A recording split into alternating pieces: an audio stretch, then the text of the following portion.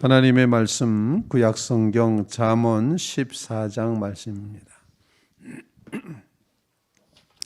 잠언 14장 1절로 끝절 말씀 35절 말씀까지 교독하여 읽겠습니다. 잠언 14장 1절로 끝절 말씀입니다. 지혜로운 여인은 자기 집을 세우되 미련한 여인은 자기 손으로 그것을 허느니라.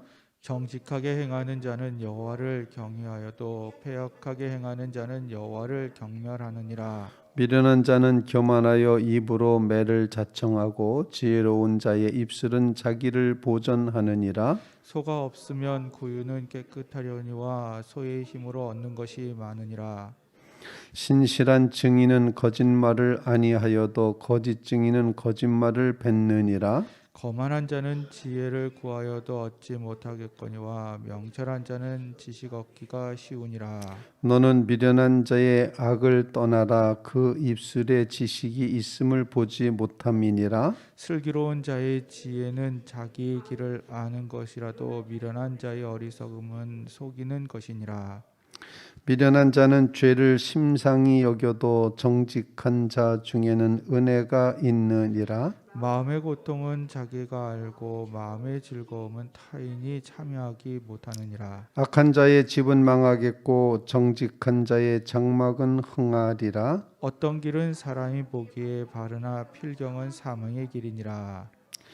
웃을 때에도 마음에 슬픔이 있고 즐거움의 끝에도 근심이 있느니라. 마음이 굽은 자는 자기 행위로 보응이 가득하겠고 선한 사람도 자기 행위로 그러하리라.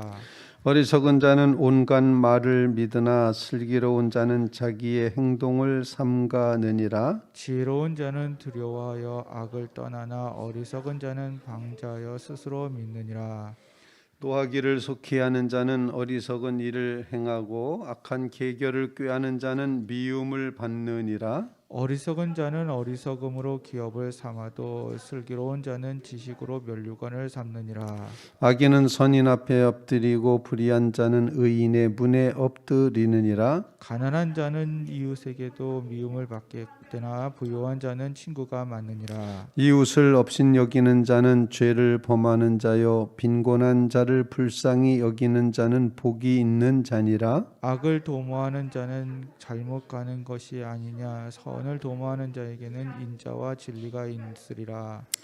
모든 수고에는 이익이 있어도 입술의 말은 궁핍을 이룰 뿐이니라. 지혜로운 자의 재물은 그의 면류관이요 미련한 자의 소유는 다만 미련한 것이니라.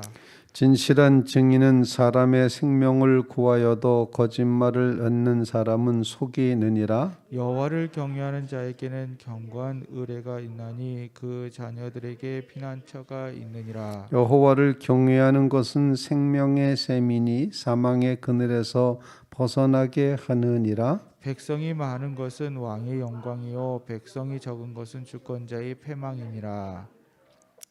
노하기를 더디하는 자는 크게 명철하여도 마음이 조급한 자는 어리석음을 나타내느니라. 평온한 마음은 육신의 생명이나 시기는 뼈를 썩게 하느니라. 가난한 사람을 학대하는 자는 그를 지으신 이를 멸시하는 자요 궁핍한 사람을 불쌍히 여기는 자는 주를 공경하는 자니라. 악인은 그의 환난에 엎드려도 의인은 그의 죽음에도 소망이 있느니라. 지혜는 명철한 자의 마음에 머물거니와 미련한 자의 속에 있는 것은 나타나느니라. 공의는 나라를 영화롭게 하고 죄는 백성을 욕되게 다 같이 하느니라. 슬기롭게 행하는 신하는 왕에게 은총을 입고 욕을 끼치는 신하는 그의 진노를 당하느니라. 아멘. 살아계신 하나님의 말씀입니다. 본문 말씀을 읽을 때 혹시 나에게 해당되는 것이 있나 이런 생각을 해보셨습니까? 저는 본문을 읽다가 선뜻 나에게 해당되는 것이 조급한 자라는 그런 말이 이게 날 두고 하는 이야기구나 이렇게 잠언을 이제 받아들이게 됩니다. 오늘 본문 말씀 잠언은 계속되는 하나님께서 지혜의 계시로 솔로몬에게 주신 그 잠언을 쭉 이제 전에도 말씀드렸지만 375개를 이제 이렇게 받고 있는데 문장 하나하나가 경구로서 어쩌면 한 문장 한 문장이 다 의미가 있는 그런 이제 가르침의 집합체라고 이렇게 볼 수가 있습니다. 오늘 본문 말씀을 통해서 우리에게 기도할 제목을 주시는데 뭐 다 기도 제목이 되겠습니다만 이제 세 가지 기도 제목을 같이 놓고 같이 기도할 수 있기를 바랍니다. 그 첫 번째 기도 제목은 정직이라는 단어입니다. 2절 말씀에 보면 정직하게 행하는 자는 여호와를 경외하여도 이렇게 표현을 하고 있고 패역하게 행하는 자는 여호와를 경멸하느니라 이렇게 이제 말하고 있습니다. 또 11절 말씀에는 악한 자의 집은 망하겠고 정직한 자의 장막은 흥하리라 이렇게 표현을 해서 정직한 삶, 진실한 삶, 신실한 삶 이런 삶을 표현을 합니다. 5절 말씀에 신실한 증인은 거짓말을 아니하여도 거짓 증인은 거짓말을 하느니라. 그리고 25절 말씀에도 가보게 되면은 25절도 진실한 증인은 사람의 생명을 구하여도 거짓말을 뱉는 사람은 속이느니라. 진실 또는 신실, 정직 이렇게 표현하는 이런 말씀이 오늘 본문 잠언에 기록이 되어 있습니다. 어쩌면 잠언은 우리가 어떤 물건을 살 때 이 물건을 조립하는 법, 사용하는 법 이렇게 그 설명서를 붙여주지 않습니까? 그것처럼 하나님께서 우리 인생을 내시고 너희가 이 세상을 살아갈 때 이 사용 설명서에 따라서 살아라 라고 하는 그런 의미로 이제 이렇게 말씀을 주신다 생각하는데 특별히 잠언이 하나님의 백성으로 이 땅에서 우리가 살아가야 될 사용 설명서, 인생 사용 설명서 이렇게 표현하고 삶의 사용 설명서다. 너의 삶을 어떻게 살아야 되는지 이렇게 살아라.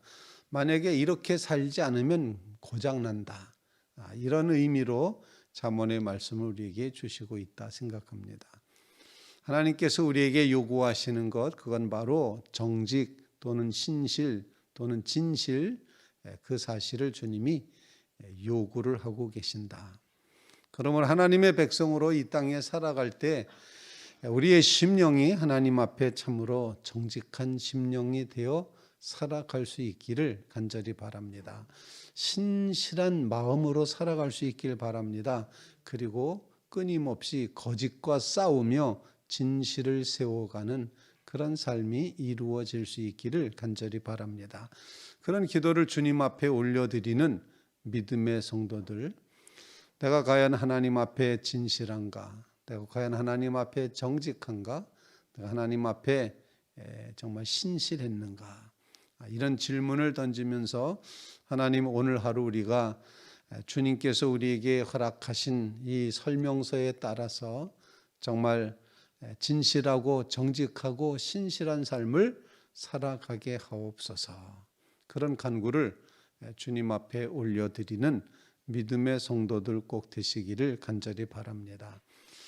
아무리 강조해도 지나치지 않습니다.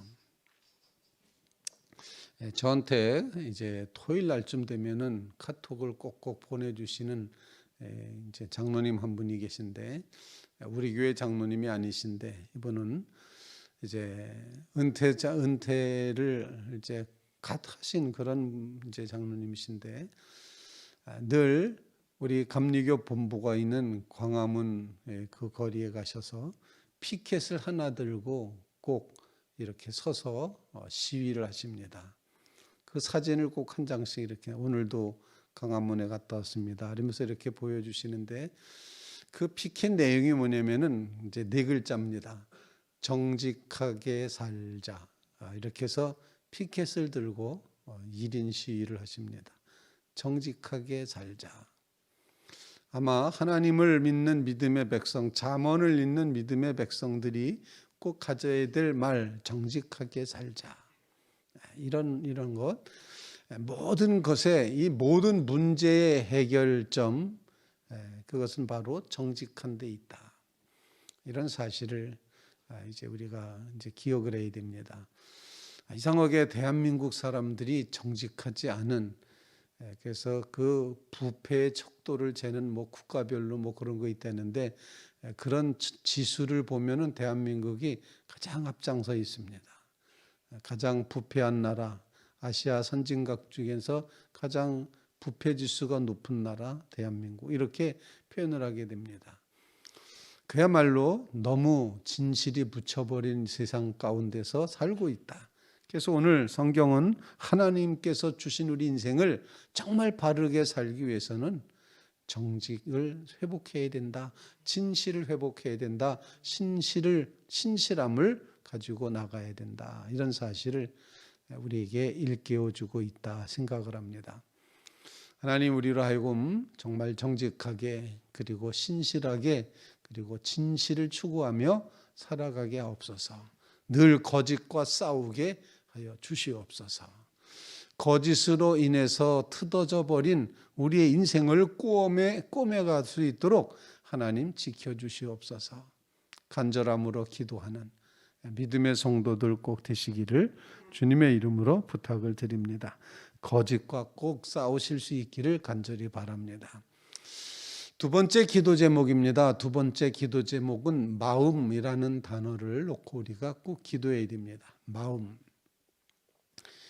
하나님이 우리를 만나 주시는 장소, 또는 우리가 이웃과 만나는 장소, 이 마음이라는 것, 마음 먹기 달렸다, 이렇게 표현할 수 있는데, 오늘 본문 말씀 10절 말씀에 마음의 고통은 자기가 알고 마음의 즐거움은 타인이 참여하지 못하니라.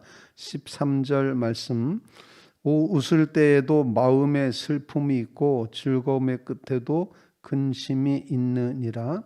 14절 말씀, 마음이 굽은 자는 자기 행위로 보응이 가득하겠고 선한 사람도 자기 행위로 그러하리라. 29절 말씀에도 보면은 이렇게 표현을 하고 있습니다. 노하기를 더디하는 자는 크게 명철하여도 마음이 조급한 자는 어리석음을 나타내느니라. 또 30절 말씀, 평온한 마음은 육신의 생명이나 시기는 뼈를 썩게 하느니라. 이렇게 마음의 문제를 이제 계속해서 우리에게 일깨워 주시고 있다 생각합니다. 여러분들의 마음이 어떠하십니까? 그 마음은 정말 하나님을 만나는 장소입니까? 아니면 부글부글 끓는 이제 활화살 같은 그런 분노의 장소인지, 거기에 평안이 있는지, 거기에 사랑이 있는지, 거기에 하나님이 주시는 놀라운 축복이 잘 보존되고 있는지 마음을 점검하는 새벽이 되게 해 주시옵소서. 그런 간구를 주님 앞에 올릴 수 있기를 간절히 바랍니다. 과연 우리의 마음이 앞서 말씀드렸던 정직과 진실과 신실함이 채워져 있는가? 하나님을 만나는 장소인 이 마음의 장소를 우리가 잘 깨끗하게 정리하게 해 주십시오. 그런 간구를 주님 앞에 올릴 수 있기를 간절히 바랍니다.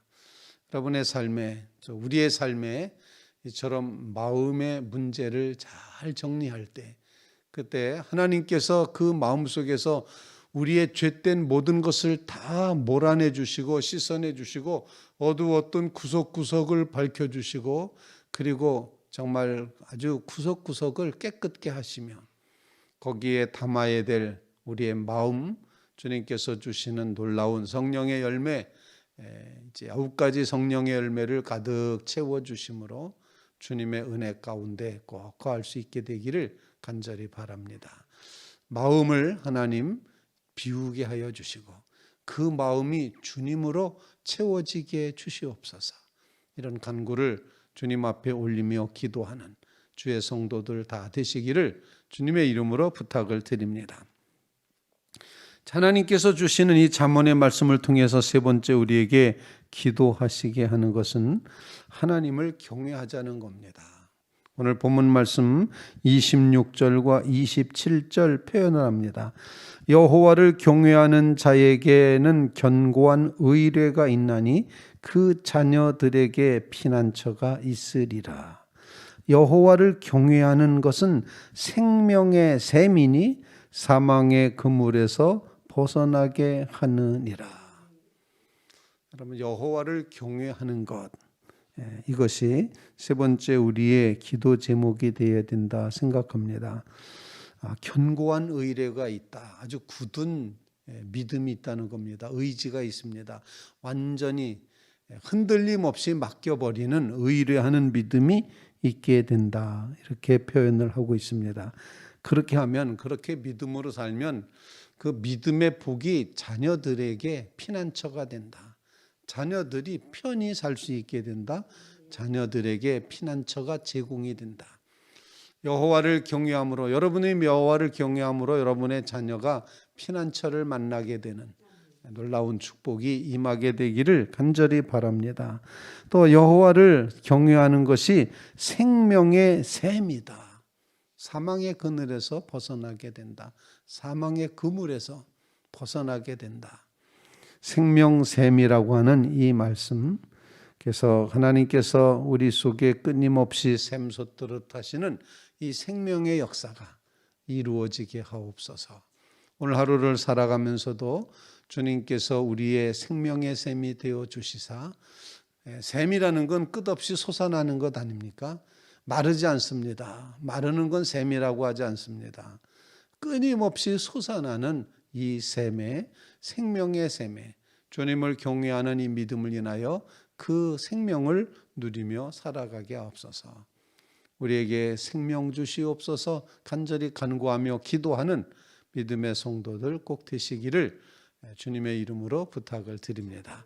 오늘 말씀을 통해서 정직한 진실한 삶을 살아가게 하옵소서. 우리의 마음, 하나님을 만나는 이 마음의 자리를 깨끗게 정리하게 해주시고 그 안에 주님을 모시게 하여 주시옵소서. 우리를 하나님을 경외함이 자녀들에게는 피난처가 되고 우리에게는 생명샘이 되게 하여 주시옵소서. 오직 하나님을 경외합니다. 하나님을 섬깁니다. 두려움으로 의지합니다. 이렇게 고백하며 기도하는 믿음의 성도들 다 되시기를 주님의 이름으로 부탁을 드립니다.